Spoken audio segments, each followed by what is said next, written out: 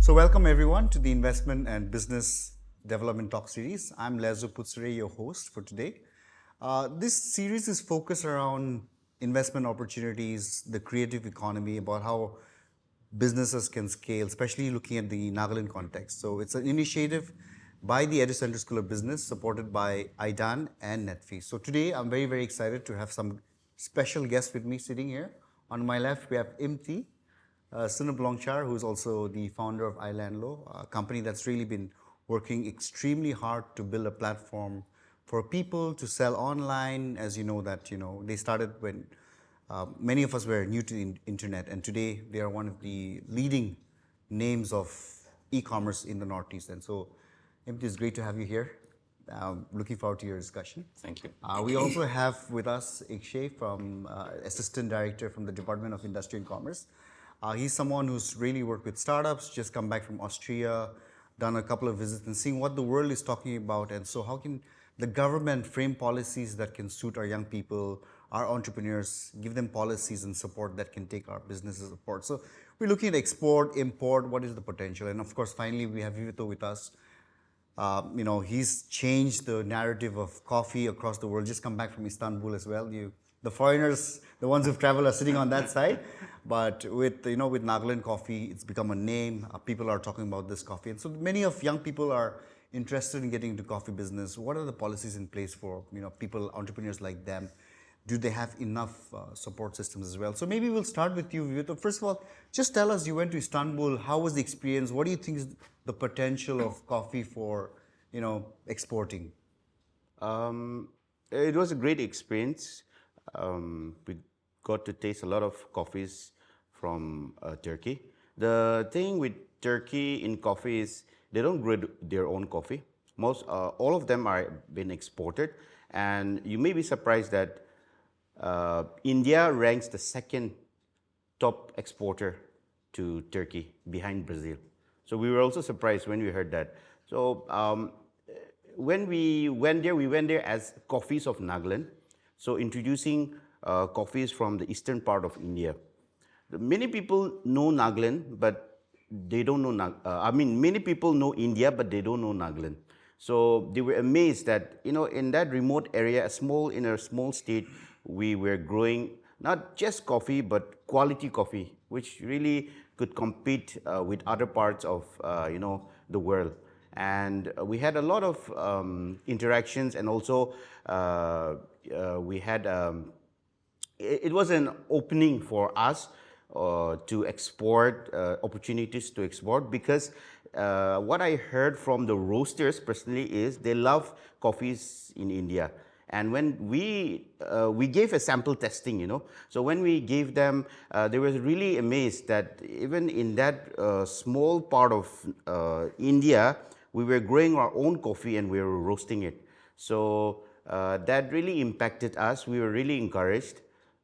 So yeah, that was the highlight. Sure. Yeah. And you see that a lot of people are getting into coffee, right? Yeah. How do we become a big business in coffee, right? Like somebody like you are leading, there's Ete Coffee, there's a couple of players in the market.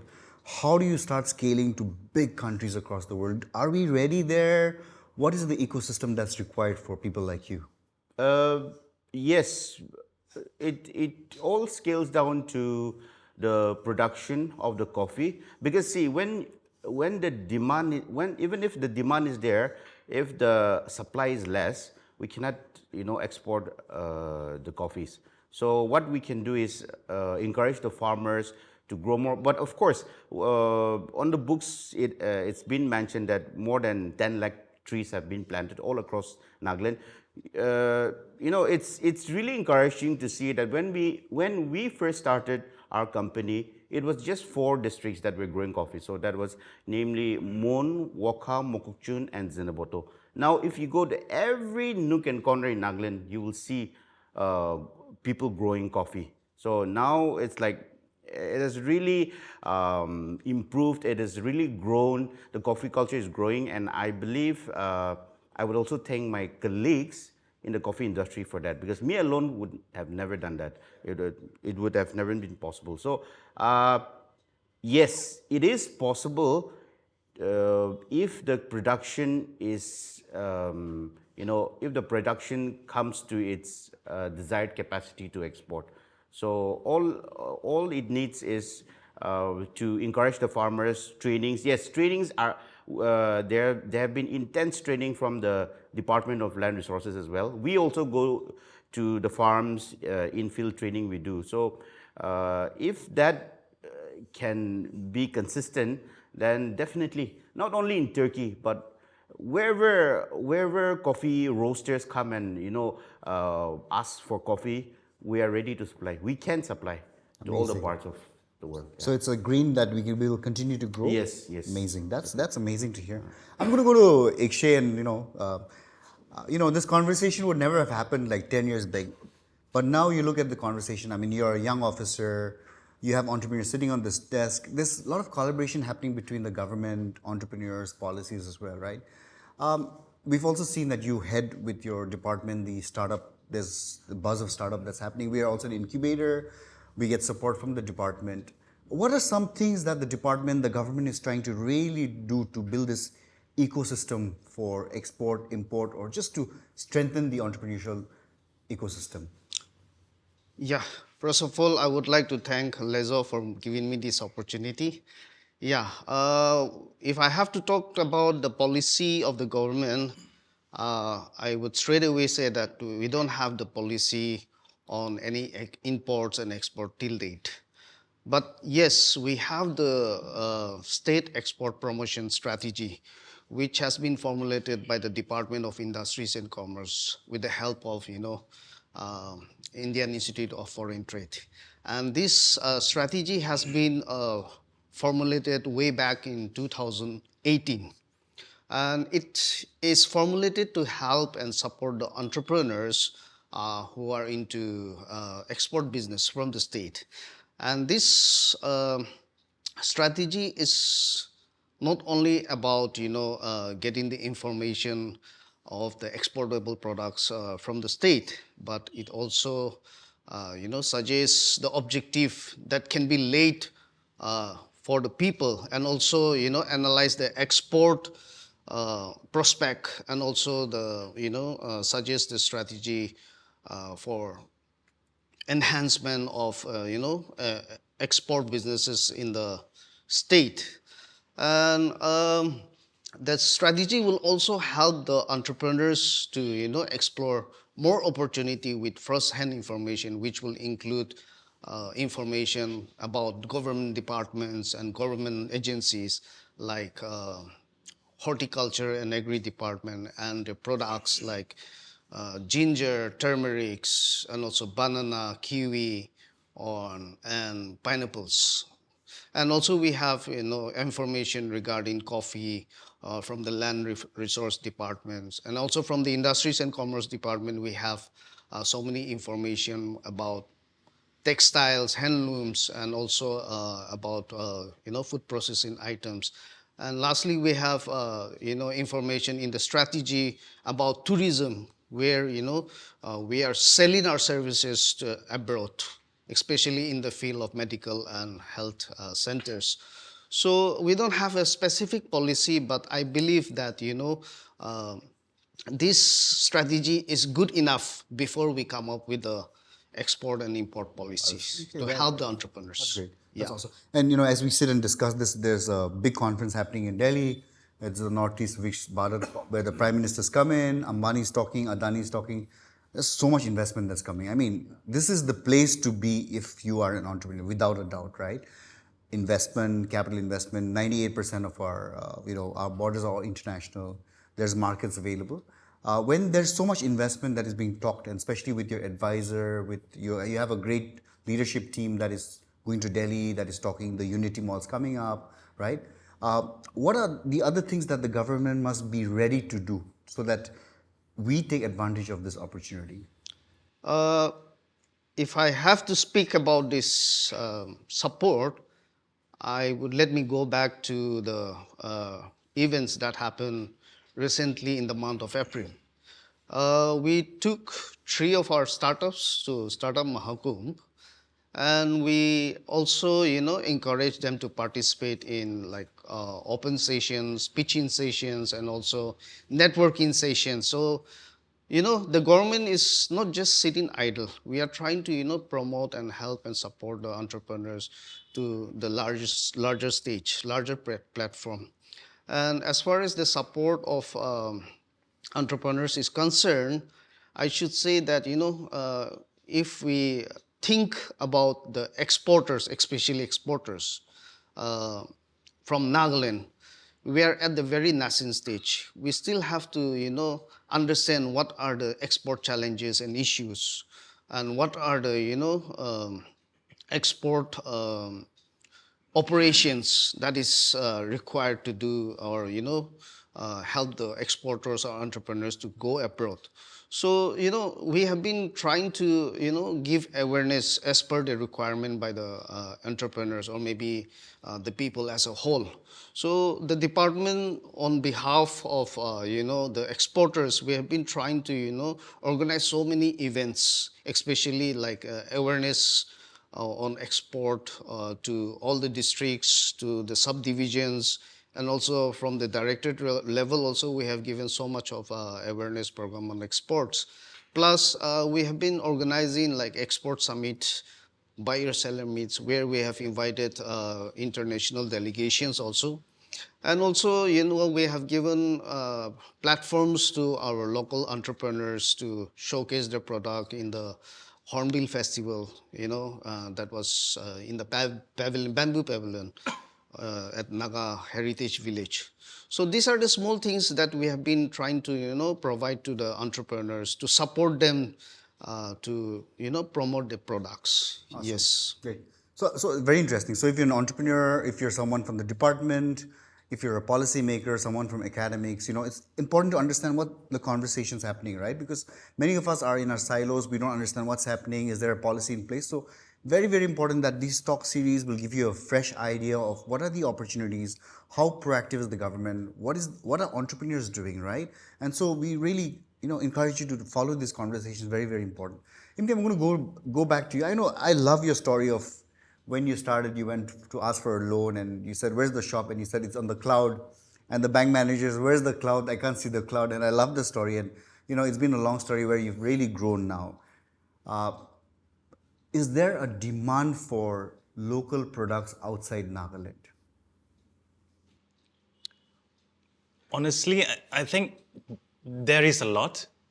I'm not just saying because of the interview. I'm saying because I've been experiencing it. The thing is, we've been trying to do this for the past 10, 12 years now, that we're trying to promote and showcase to the world that, okay, or forget about the world, to the rest of India, that, okay, this is what we have. Like these are the food products, these are the handicrafts and handlooms that we have from Nagaland, and that which can be, promoted and then used and then, advertised across India. And then there's so many retailers, there are so many retail chain outlets, like example, just say all those big supermarkets. So even our food category, like coffee, tea, they all have a large market outside Nagaland, outside Northeast, to be honest. And I've seen that a lot because we have been trying to promote the food products. And then we do get like 10, 15 inquiries each day. The only challenge would be to, finalize on a deal. So it depends on the entrepreneurs, or say that it depends on the owner of that particular product to finalize the deal, and then ship it across to that, supermarket chain. So even beyond Nagaland, or say even beyond Dimapur, even if we say Guwahati, I think Guwahati itself is a huge market, even for our food products, handicrafts, and handloom products. And then I think, especially the tea, the coffees, I think it's crazy out there. It's just that we have a little less knowledge about how to produce it in large scale. Okay. And as the world moves and, India is talking about, okay, the Northeast. What is your advantage? I mean, you've got the big guys, you've got the Ola, the Ubers, they can just come and burn money and take over the market. But being a local person, what is the USP that you have that nobody else can beat you in this game? Yeah. I think so I think every local entrepreneurs or would say the same thing. Okay, I'm the local guy. Like I'm the local guy, and I can outsmart the person coming from outside. Yeah, I think to a certain extent it's like totally true. Okay. But I think it's about understanding like what you cannot do also. Yeah. It's not about I can do everything. You cannot do everything. Exactly. If that person have money power, that person can buy anything Yeah. that you have. So I think the topmost tool that you have, the strength that you have, you would need is understanding what you cannot do, Correct. and then capitalize on what you can do. Because I think, yeah, people or say companies from outside would come with crores of money to invest in it, or if they want to procure something from Nagaland, I think they will buy almost everything that is here in Nagaland, and then they can white label it, they can pack it, they can process it. Yeah.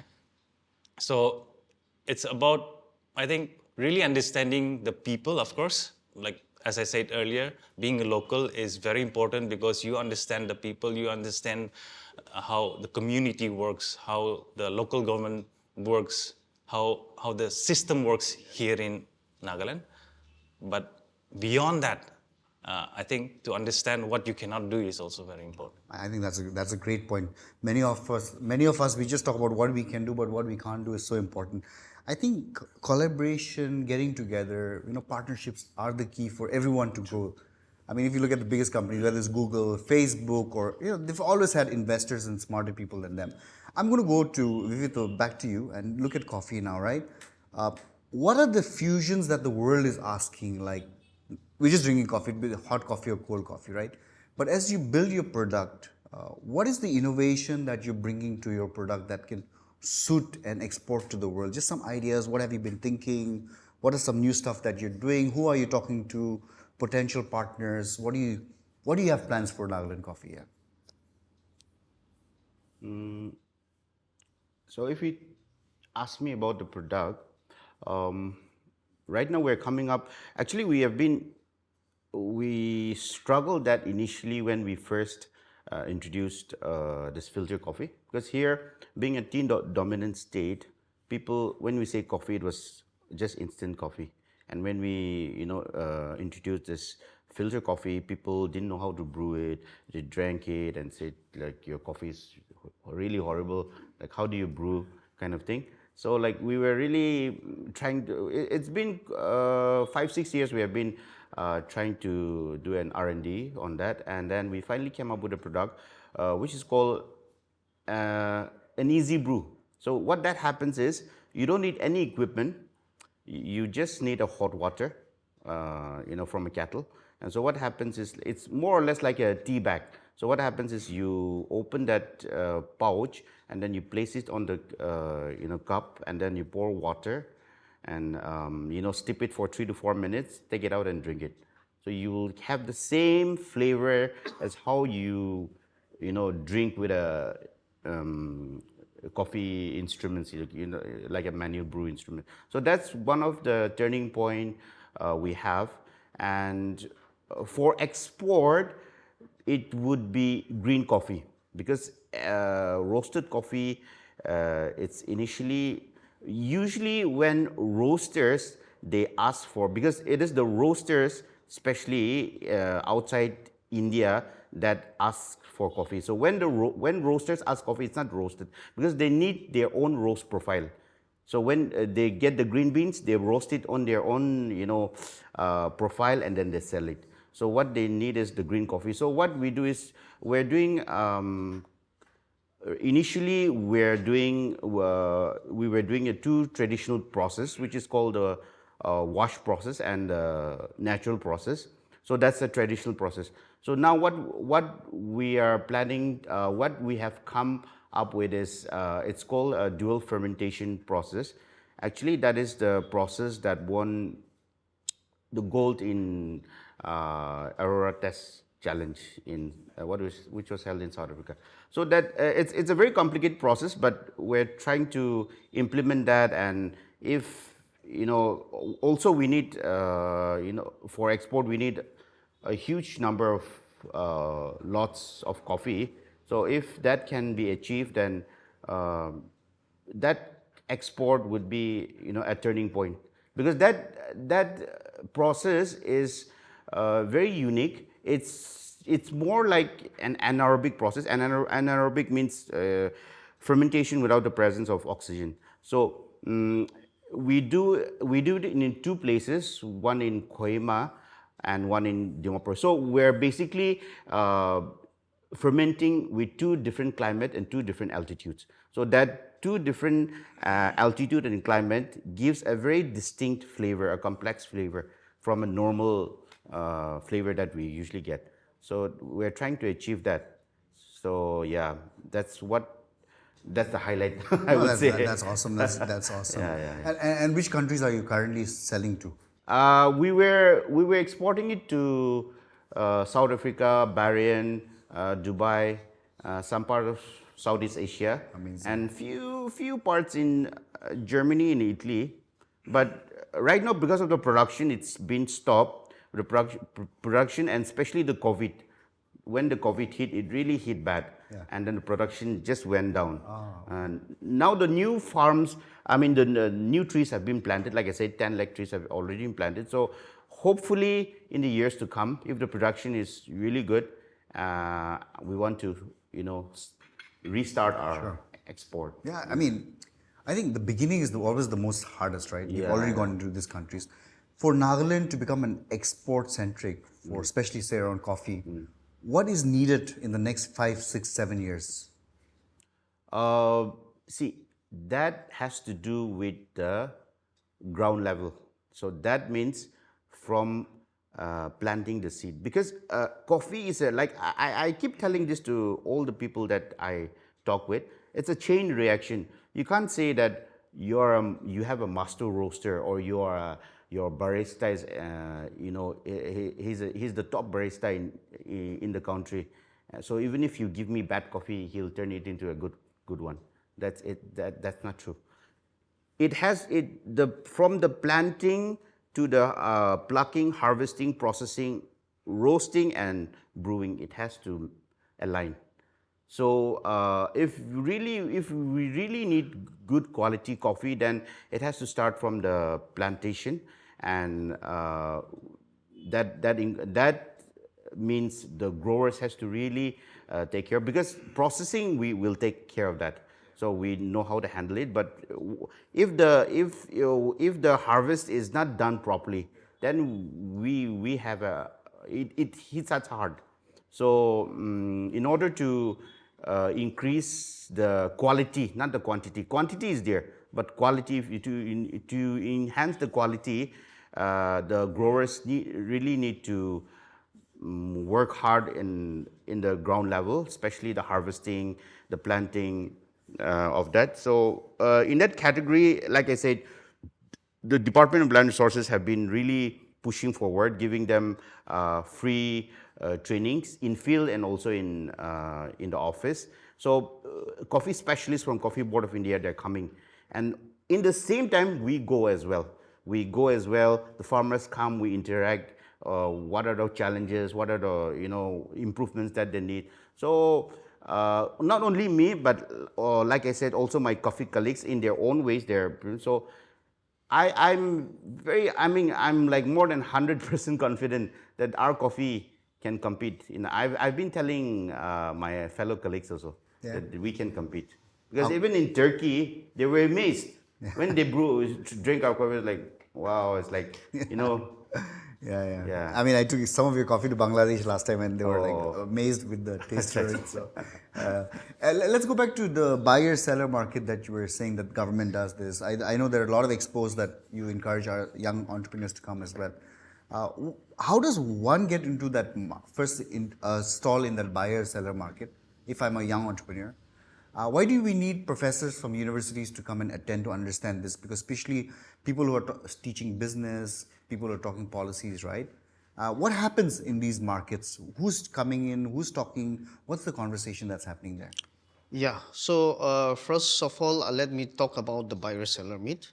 See, the buyer-seller meet which we held recently, that was in the year 2024 during Hornbill Festival.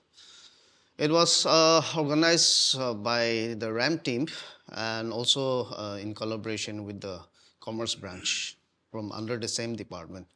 So, actually the motive of organizing this buyer-seller meet is to promote the entrepreneurs. And as I said earlier, Nagaland is still lots to learn, regarding export. People don't know about export. They don't know the procedures. They don't know the challenges and issues. So we have to give them awareness, especially in the form of some events or maybe in the form of some awareness camp. So buyer and seller meet was one of the event where they can showcase the products and also network with those international buyers and at least take a step forward to take the products abroad. So that was the motive of, we organizing buyer and seller meet.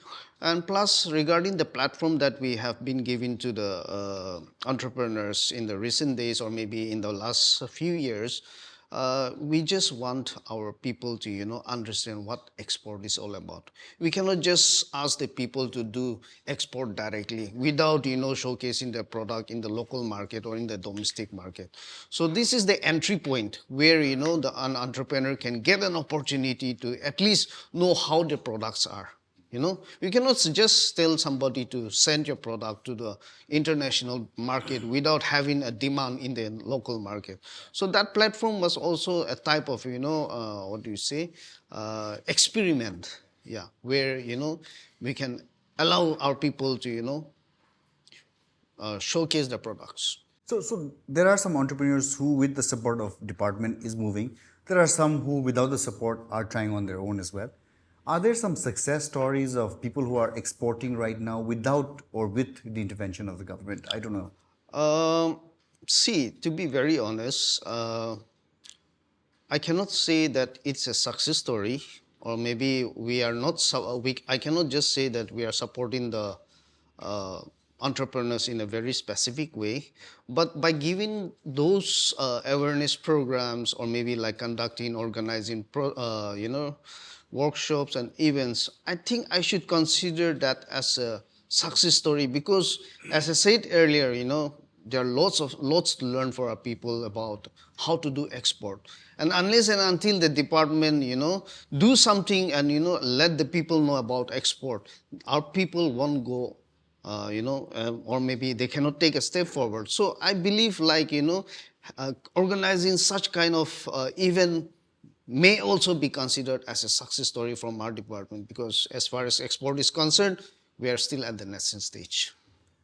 Awesome. Imti, you and I've been in business for a long time, right? I mean, I just love when before people used to say, "Mui Nagaland bitorde iniga kurese." Now it's become so normal for people to talk about markets in Bombay, Bangalore, Delhi, right? I mean, it's become normal. That means we are growing as a state. Our entrepreneur mindset is changing, right?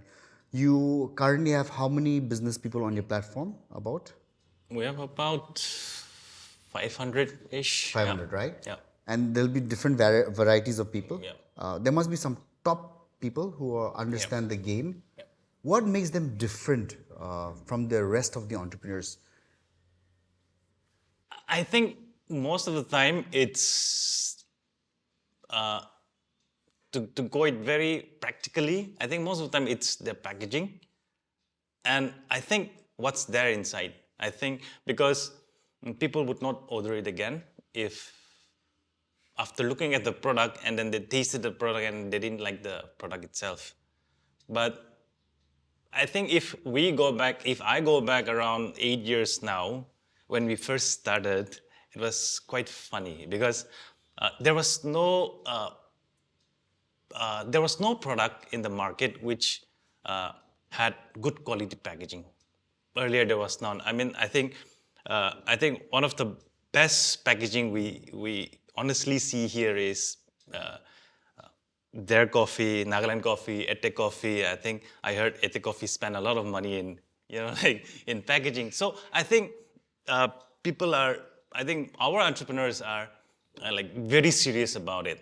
And then, I think it's not that people were not serious about it, but then the level of seriousness that, okay, I have to make my product visible to the rest of the crowd.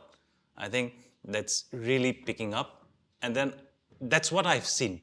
Because I think it's a crowded market for anyone. It's a, like we have, say, example, if we have 100 entrepreneurs, it's not necessary. It's not about necessary. It's not possible that 10 of them will be successful. Maybe only 2 will be successful, right? Or maybe 2 will be sell, say, 1 crore revenue in a month, right? So I think it depends on the seriousness, and then that's what I've seen with, since we have worked with many entrepreneurs, not only from Nagaland, but then from beyond Nagaland, like Manipur, Assam, Meghalaya, Arunachal.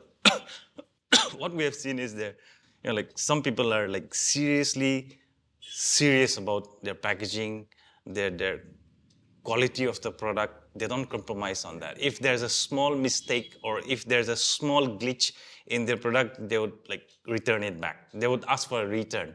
So it's like they're not compromising on the quality, and then they're not compromising on the packaging.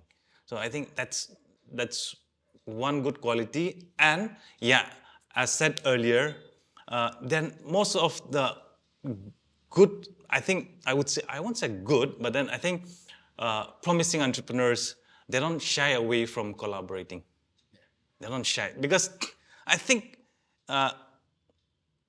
me, or say my friends, would be more conservative and say, okay, this is my product, I don't want to show it to people, like, but then how would you sell if you don't show it to people? How would I sell if I don't collaborate with you, right? So it's not a competition, but we should, I think, the good entrepreneurs, or say the one that's out of the box, would always wants to collaborate, and then say, okay, this we sell here, we sell there, like this is what we have, we collaborate together, and we share stories of each other. I think that's a huge difference that I've seen with many entrepreneurs who are doing very well. Totally agree. I mean, thanks to you all. I mean, you guys are busy people, but just to come and spend an hour here and share a conversation and share actually everything, your trade secrets, I think is great. I mean, the markets are so big, right? And I keep telling my team as well, right? When you start thinking from a very competition point of view, the creativeness goes away, right? When you know that it's okay, and if you move into a creative space, that's where you start innovating and coming up with great ideas. We're coming close to the end of this conversation, and we'll go back to our topic for export, import, and all that. But Vivido, I just want to get to you saying that, just apart from being an entrepreneur in this space, I think you're also a legend now. Like you're getting there. Like in 20 years, they'll be like, this is the guy who started the game, right? Yeah.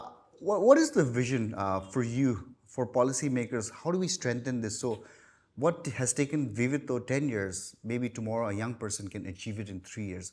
What is the vision that you have for Nagaland, maybe in terms of coffee as a brand as well? Just sharing.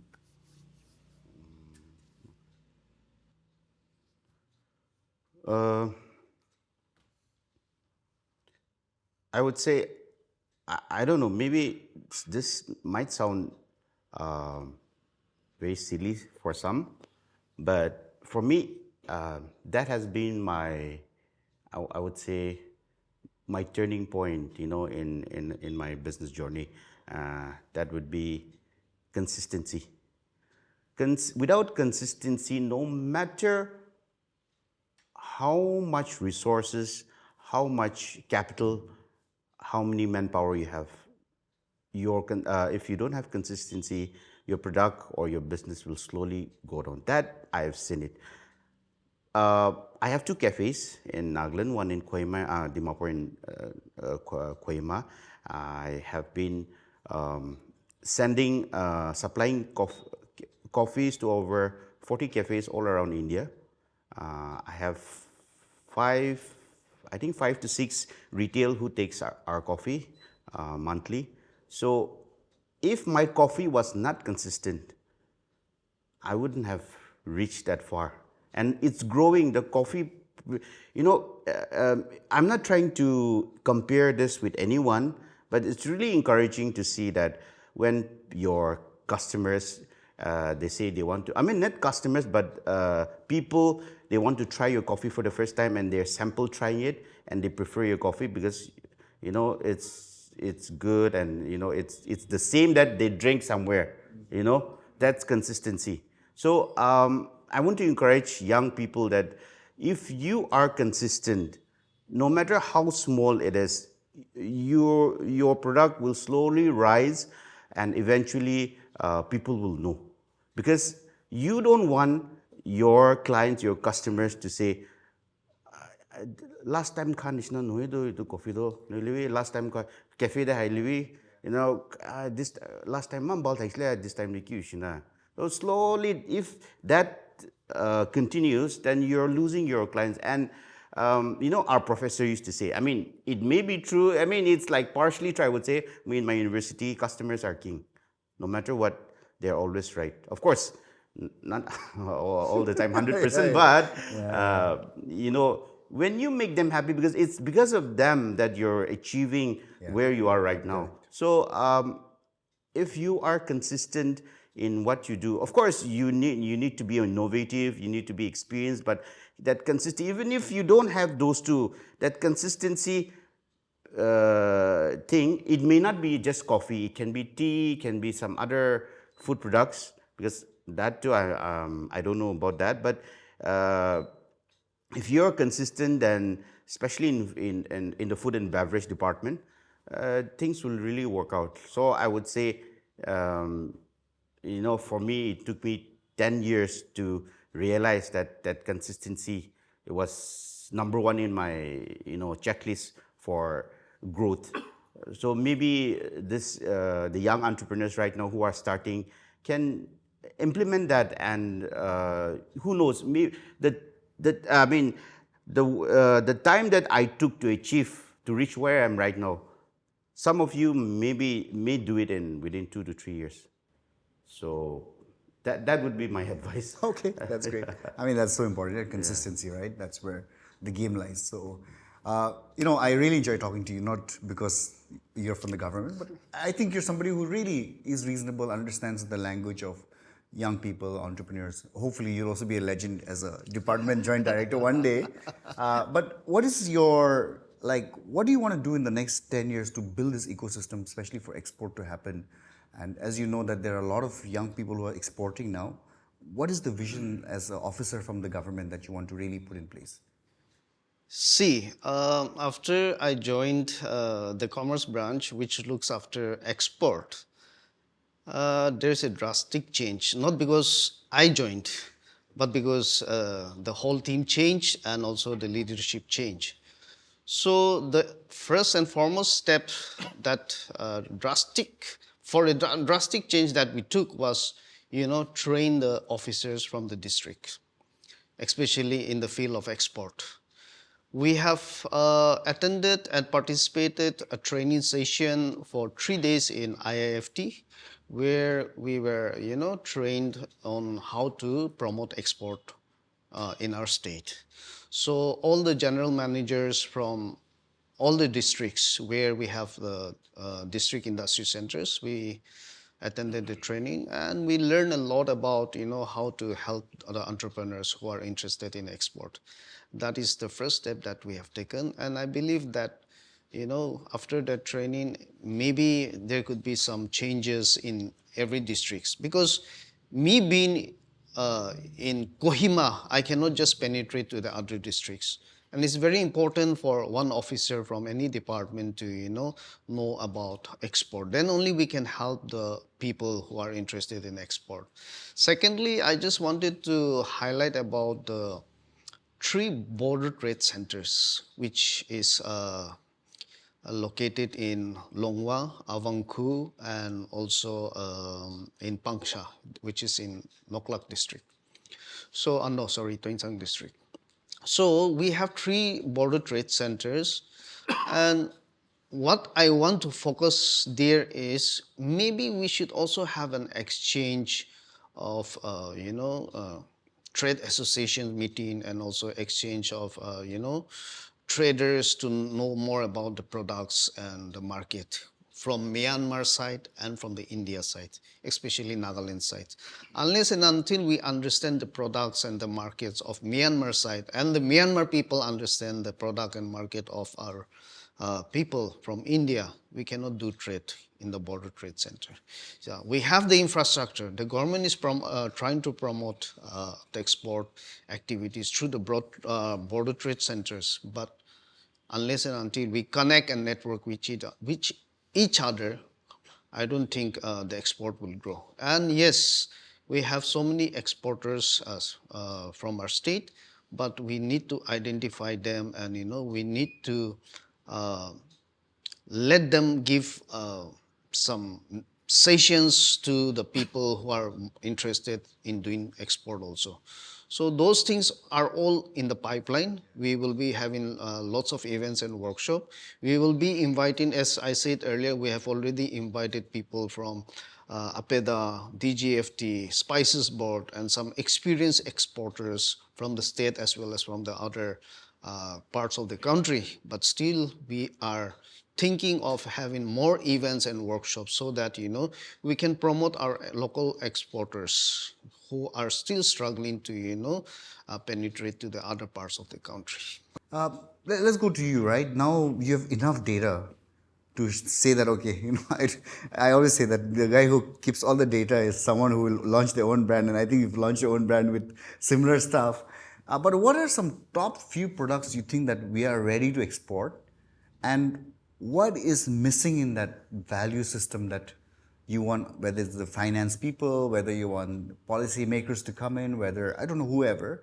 What are some top low-hanging fruits for us as Nagaland to start exporting, and where is that gap? Who can fill that gap? To just add to what Saraf said, we also have we have a logistic setup as well. So what we do last mile delivery, we do international, we do national. So we have around 1,000 clients. So with that 1,000 client, we do around 1 lakh plus logistics deliveries. We even do for Vivoto, we do for so many people. So we do it about 1 lakh above in a year. So what we have realized is, it's not just the food product. Amazingly, there's so many handicrafts. I'm also shocked myself. I mean, like someone from Instagram, who has clients all over the world. And then every day, that handicraft, which I used to tell people, like, okay, you can paint a stone with colors and then still it's sellable. So there's someone who is looking for that artwork, right? So there are some handicraft, I would say, businesses or say artisans who are every day sending it across India, at least 10 to 15 boxes all over the world. And then I'm also very shocked. I'm like, it's so difficult to, get clients from abroad. But this small Instagram website who is making small handicrafts, like with stone and resin or whatever, is selling across the world. Every day, they're selling 10, 15 packages. Australia, I'm shocked, like every time, whenever I go to office, like the box stack, and then it's all going abroad. So the thing is, luckily, I think past 3-4 years ago, we signed an MOU with the Indian Postal Office, where they introduce DNK services. So that's where they send international shipments across the world, where the excise department will be handling, the excise department work will be handled in Dimapur itself, or something like that. So it makes the shipping process easier. Rather than inspecting our packages in Kolkata, it gets inspected in Dimapur, and then it expedites the shipping. So earlier, it might took around 1 month to reach Canada. Now it takes about 1 week to reach Canada. So the thing is, I think the funny part is, people are doing it with or without the government's help, to be honest, right? There are people who are simply doing it. And then we're so helpful that, okay, we're so honored that we were able to, be a part of their business. People are selling thrifts to USA. You're like, why would someone buy thrift from Dimapur and then sell it to you? Come on, nah. Yeah, So that's the trade. The trade itself has become so crazy, to be honest. Yeah. And then people are selling shoes painted with all those things. So it's so interesting. And as you have mentioned earlier, like we have also jumped into a food processing category where we call it kitty culture. So the reason being, we have been, in the food business, to be honest, because in our website, the most selling products are food products. So starting from smoked pork to, like bamboo shoot to king chilies, So that's where we wanted to, okay, since you said that we have data, yeah, of course we have data. So we thought, okay, why not we create our own brand so that we don't go out of stock. We don't run out of stock. So we make sure that, okay, we'll work with the farmers, okay, we'll procure them, we'll give them cash, and then we'll make sure that, okay, when a customer is buying a product from us, we don't have to ask anyone. What I mean to say is, okay, there's always a stock to send it to the customers. And that's the only reason we came up with kitty culture, where we do teas, smoked pork, chicken, whatnot, chicken pickle and whatnot. So it's not, the reason why we started, it's not because, okay, someone else's is, or say someone else's is bad and then I would develop a better product. It's nothing like that. It's just that, okay, we want to be there to fulfill an order when an order comes in. Nothing like, okay, his product is bad and then I will create something like outstanding. I don't think, because it's your taste, it's your mouth, it's his tongue, it's my palate, right? So I might like galo, you might not, right? I might like hamuk, you might not. So it's everyone's own palate. So as I said earlier, it's never been a competition. It's okay, this is what we are producing. So I think in our website, I think we have the most product we have is tea. Green tea, white tea, whatnot tea, oolong tea. I've never heard of so many teas in my life, but it's an education for me. So it's very fascinating, and then like I really didn't know that white tea existed before. White is nice. Yeah, that's what I mean. Like Cold Mountain, they're doing a fabulous job. They're like very good doing that. Sure. Yeah, I think it's great. I mean, as we talk about investment, as we talk about business opportunities, I think the Northeast is the place to be.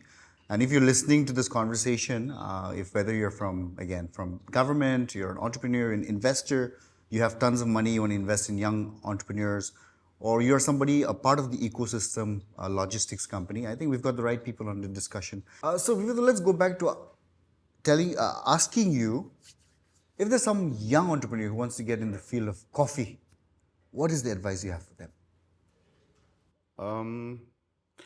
Like I said before, if you want to enter a coffee business, it's not hard. One of the main ingredient would be consistency, and I would say, whatever you do, you put God first. That's number one. And there's a Bible verse that has been throughout with me through my coffee journey, and that is Philippians 4:13. I can do all things through Christ who strengthens me. When you put God beside you in your business, then your business will definitely boost. It doesn't mean that you will have a bed of roses. There will be challenges, there will be obstacles on the way, but God will definitely clear that out for you. So number one is, I would say, put God first. Number two, consistency. It really, really helps. It's based on my experience. It may differ from one person to another, but for me, consistency has really, really helped me to reach this far. Thank you. Okay, thank you. Go to you, Sir Ikshay. Somebody who inspires and aspires to be working in the government. What is the message you have for them? See, my message is very simple. See, don't always depend on the government. You know what? Let me cite an example of the schemes that are available in the department.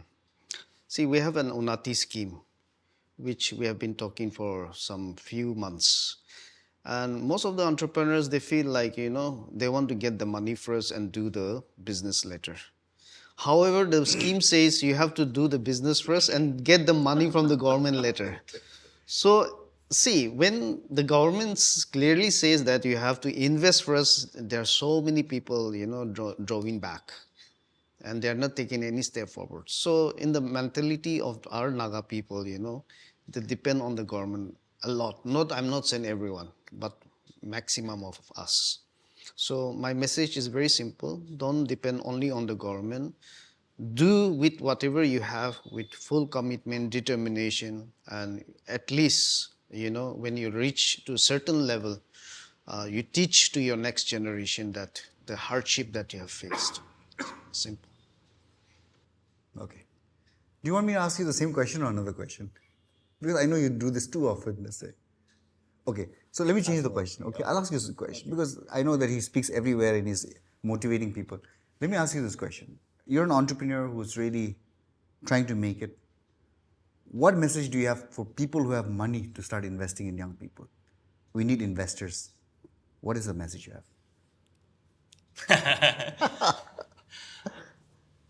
Yeah, I think for the people who have good amount of money, maybe say 50, 60 crores in the bank account, lying just taking banks, like 3-4% interest, maybe I would say Nagaland should have a sort of private funding where these people who have funds will sort of 5 people, 6 people will create a company and invest on local entrepreneurs by doing serious due diligence. Maybe they can be the owner of that fund, right?